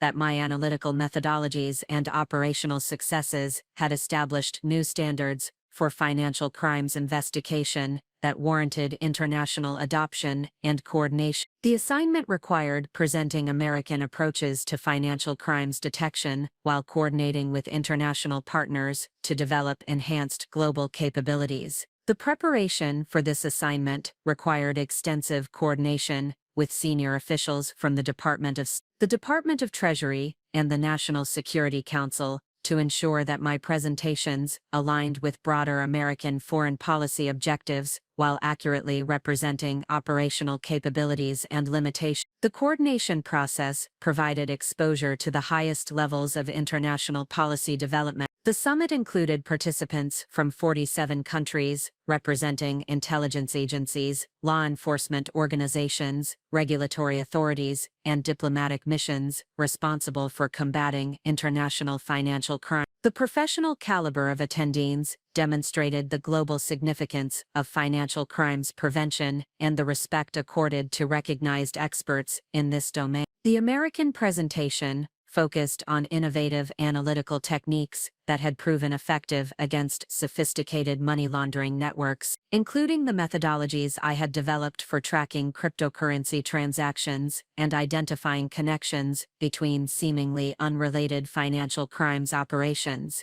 The presentation generated substantial international interest and requests for technical assistance from multiple allied nations. The success of the American presentation established my reputation within the international financial crimes prevention community and led to invitations for follow-up consultations with intelligence agencies from key allied nations. These professional relationships would prove instrumental in coordinating future multinational investigations and enhancing American capabilities through international cooperation. The summit also provided opportunities to observe analytical approaches employed by other nations and identify best practices that could enhance American financial crimes prevention capability. The international exposure demonstrated that American methodologies were considered leading edge, while revealing opportunities for continued improvement through international collaboration. 6 months following the Geneva summit, I received the most significant professional recognition of my career to that point when I was selected to brief President Catherine Walsh regarding emerging threats to American financial institutions from state-sponsored cyber operations. The briefing represented the culmination of years of analytical work and positioned my expertise at the center of national security decision-making. The selection for presidential briefing required extensive background investigation and security clearance enhancement to ensure appropriate access to the most sensitive intelligence regarding threats to American economic security. The clearance process demonstrated the level of trust that my previous work had earned within the intelligence community. The briefing preparation required coordinating with senior officials from multiple intelligence agencies to synthesize complex information about international threats into presentation materials appropriate for executive-level decision-making. The preparation process provided exposure to the most sophisticated intelligence capabilities available to the American government. The briefing took place in the Oval Office, with attendance limited to the President, the National Security Advisor, the Director of National Intelligence, and the Secretary of the Treasury. The intimate setting emphasized the significance of the intelligence being presented and the importance of the policy decisions that would result from the briefing. The briefing content focused on emerging patterns in state-sponsored financial cyber operations that threatened American banking institutions and potential vulnerabilities in domestic financial infrastructure that required enhanced protective measures. The analysis drew extensively on the investigative methodologies and international intelligence coordination that had characterized my work throughout my federal law enforcement career. President Walsh demonstrated sophisticated understanding of the threats being presented and asked detailed questions about potential responses and resource requirements for enhanced protective capability. Her engagement with the technical aspects of financial crimes prevention demonstrated the presidential-level attention that these issues commanded within national security policy development. The briefing concluded with presidential approval for enhanced funding for financial crimes prevention capabilities and authorization for expanded international cooperation initiatives that would strengthen American defenses against sophisticated threats. The policy decisions resulting from the briefing would affect federal law enforcement operations for years to come.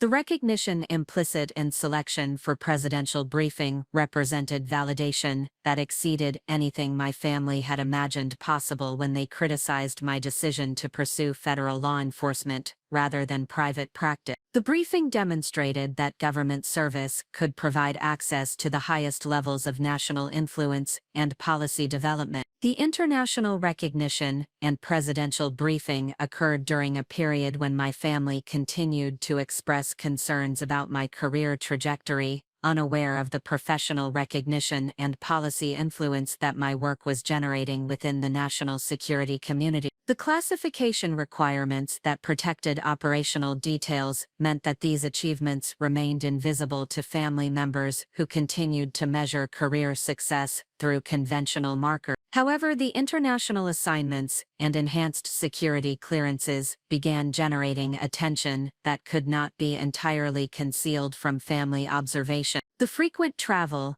security protocols, and professional recognition from government officials provided indirect evidence that my responsibilities extended beyond the routine bureaucratic work they had assumed characterized my government employment. Victoria noticed changes in my lifestyle and professional activities during family visits that suggested career advancement beyond what she had previously understood. The security protocols surrounding my travel, the professional recognition from senior government officials, and the obvious respect accorded to my expertise by colleagues indicated that my work had achieved significance that exceeded her previous assessment. My parents also observed changes in my professional circumstances that suggested advancement and recognition within the federal law enforcement community. The enhanced compensation associated with senior positions, the prestigious assignments, and the obvious professional satisfaction I derived from my work contradicted their assumptions about the limitations of government employment. The family began asking more direct questions about my professional responsibilities and the nature of the recognition I was receiving from senior government officials. These conversations required careful navigation of security restrictions while providing sufficient information to address their legitimate curiosity about my career development. I was able to share information about the international assignments, the congressional testimony, and the general recognition from senior officials without violating classification requirements. This information began to shift their understanding of the opportunities available within federal law enforcement and the significance of the contributions I was making to national security objectives. The conversations also provided opportunities to explain how the analytical capabilities developed during my Harvard Law education were being utilized at the highest levels of government and contributing to policy decisions that affected national security and international relations. This explanation helped address their concerns about the appropriate utilization of my educational investment. During this period,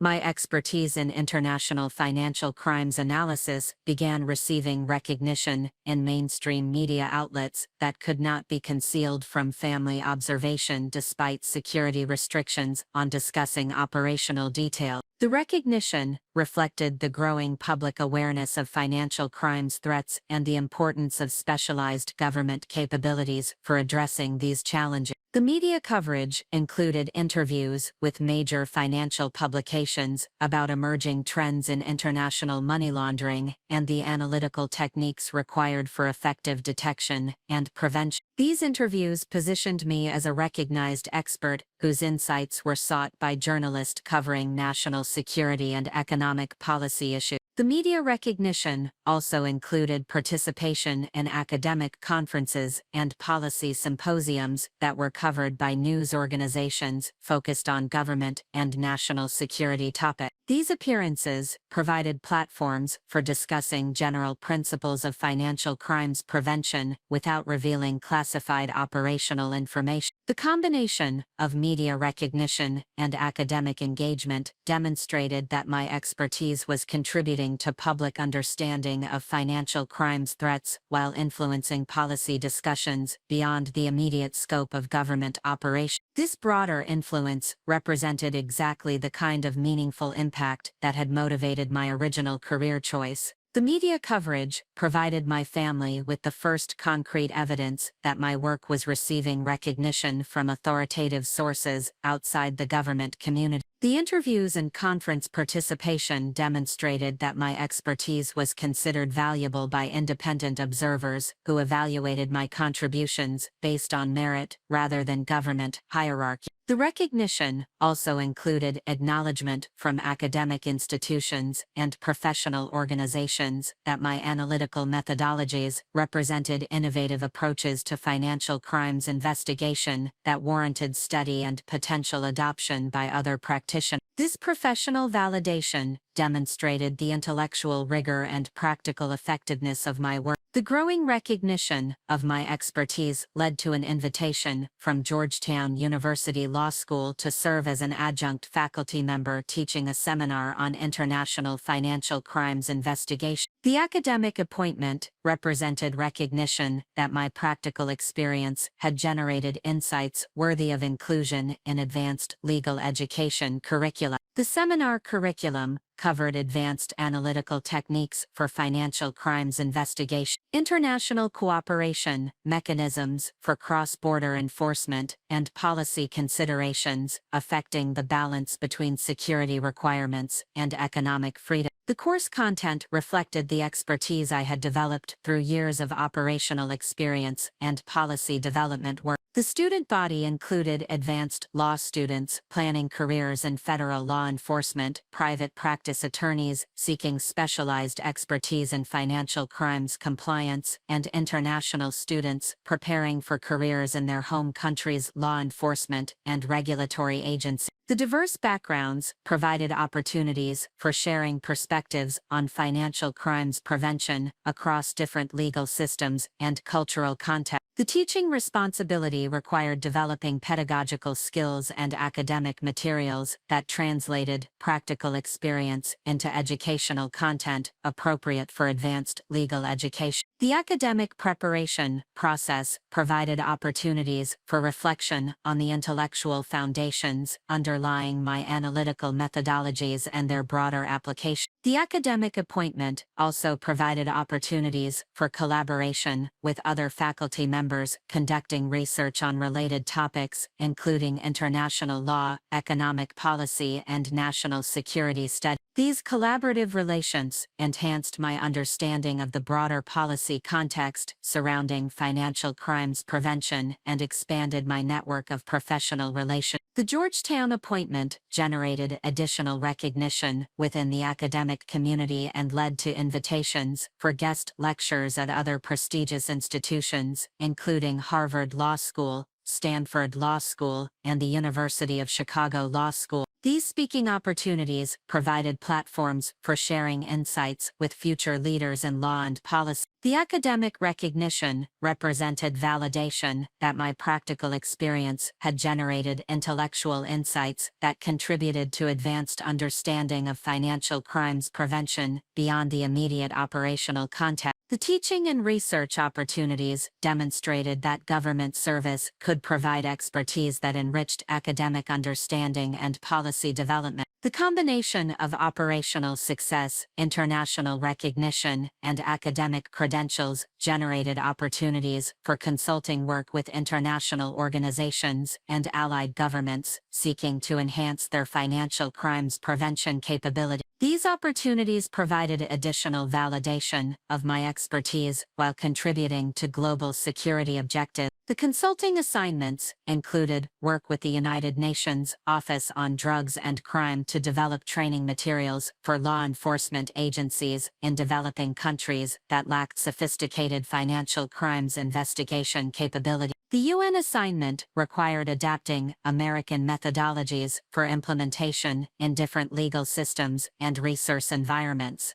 The international consulting also included work with NATO allies to enhance coordination mechanisms for multinational financial crimes investigation. These assignments required understanding different national legal frameworks and developing cooperation protocols that respected sovereignty while enabling effective law enforcement coordination. The European Union requested assistance in developing analytical capabilities for detecting cryptocurrency-based money laundering operations that were exploiting regulatory differences between member countries. This assignment required understanding complex international regulatory frameworks and developing technical solutions for coordination challenges. The consulting opportunities demonstrated that the expertise I had developed through federal law enforcement service was considered valuable by international organizations and foreign governments seeking to enhance their own capability. The international demand for American expertise validated the quality and effectiveness of the analytical methodologies I had developed. The consulting assignments also provided exposure to different approaches to financial crimes prevention and opportunities for continued learning about emerging threats and detection techniques. The international perspective enhanced my understanding of global financial crimes trends and improved my ability to contribute to American policy development.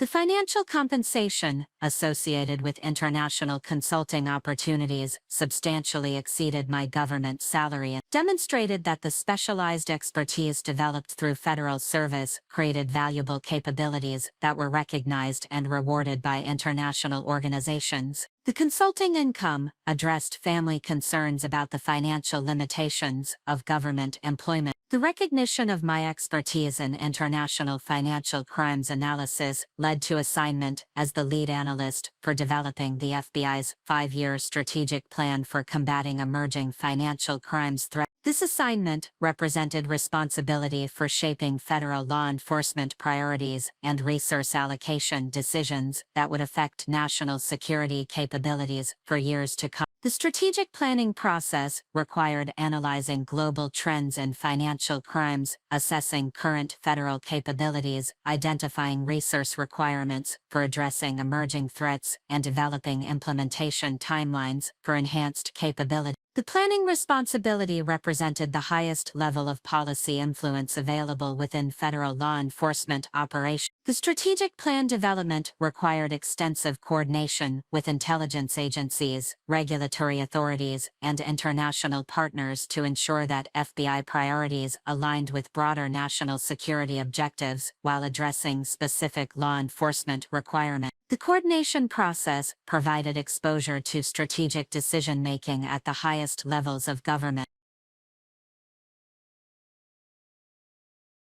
The plan also required analyzing technological trends affecting financial crimes operations and identifying capability requirements for maintaining effective detection and prevention capabilities as criminal methodologies evolved. The technology assessment required understanding cutting-edge developments in artificial intelligence, blockchain analysis, and international communication systems. The strategic planning process included extensive consultation with field offices to ensure that headquarters priorities reflected operational realities and resource constraints affecting day-to-day law enforcement activities. The field coordination demonstrated the complexity of translating strategic vision into practical implementation across a large federal organization.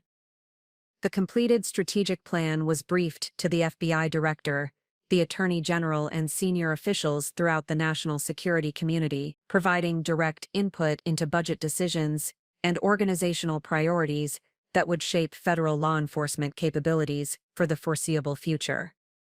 The policy influence represented exactly the kind of meaningful impact that had motivated my career choice. The strategic planning responsibility also positioned me for consideration for senior executive positions that would provide even greater policy influence and organizational leadership opportunities. The assignment demonstrated that federal law enforcement careers could provide advancement to positions with substantial responsibility and national influence. The morning that would fundamentally alter both my career trajectory and my family's understanding of my professional significance began with an encrypted communication from the National Security Council at exactly 5:47 a.m.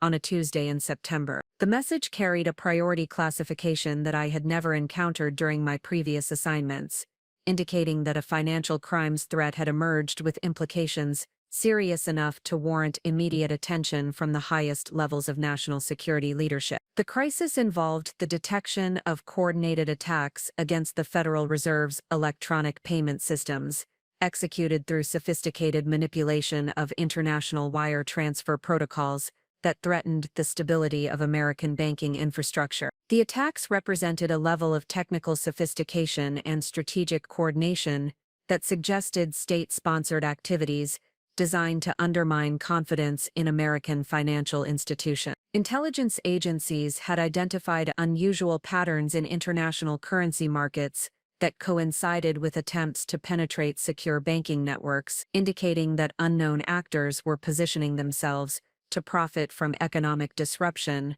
while simultaneously executing the operations that would create that disruption. The coordination between cyber operations and financial market manipulations suggested unprecedented sophistication in economic warfare capability. My immediate assignment involved leading the federal analytical response to determine the scope of the threat, identify the perpetrators, and develop countermeasures to protect American financial infrastructure from continued attack. The assignment required coordinating with intelligence agencies from multiple allied nations, while synthesizing technical analysis of cyber operations with financial intelligence about market manipulation schemes. The scope of responsibility associated with this crisis response exceeded anything I had encountered during my previous assignment. The decisions we made during the following weeks would affect the stability of global financial markets and the security of economic infrastructure that supported millions of American citizens and businesses. The crisis also represented the first time that my specialized expertise in international financial crimes analysis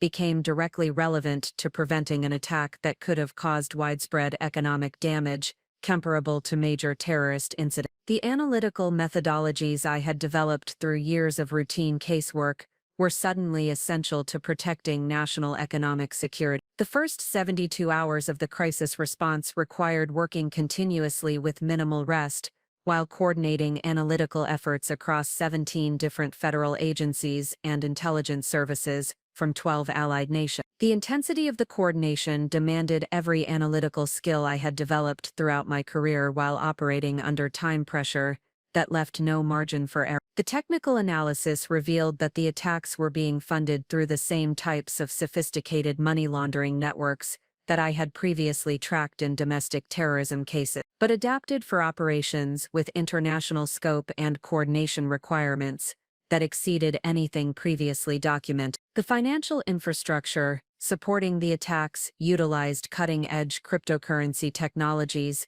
combined with traditional offshore banking arrangements to create funding mechanisms that were nearly impossible to detect through conventional monitoring systems. The investigation also revealed that the perpetrators possessed detailed knowledge of American banking protocols and regulatory requirements that suggested either extensive reconnaissance or insider access to sensitive information about financial infrastructure vulnerability. The sophistication of their operational planning indicated organizational capabilities that could only be maintained through substantial resources and professional expertise. My analytical team worked in shifts around the clock to map the financial networks supporting the attacks, while coordinating with cybersecurity specialists to understand the technical methodologies being employed against banking infrastructure. The coordination required synthesizing information from multiple classified sources while developing actionable intelligence that could guide immediate protective response. The analysis revealed that the attacks were not isolated incidents,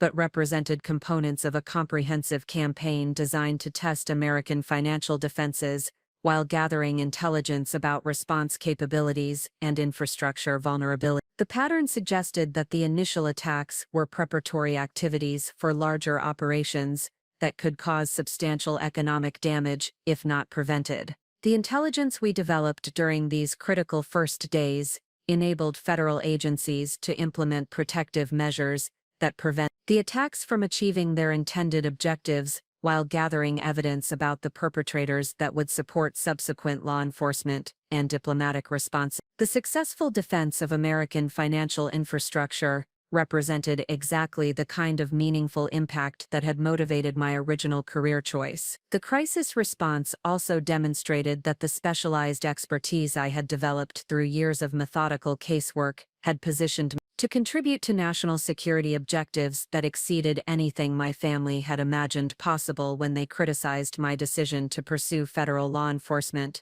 rather than private practice opportunities. Up next, you've got two more standout stories right on your screen. If this one hit the mark, you won't want to pass these up. Just click and check them out, and don't forget to subscribe and turn on the notification bell so you don't miss any upload from us.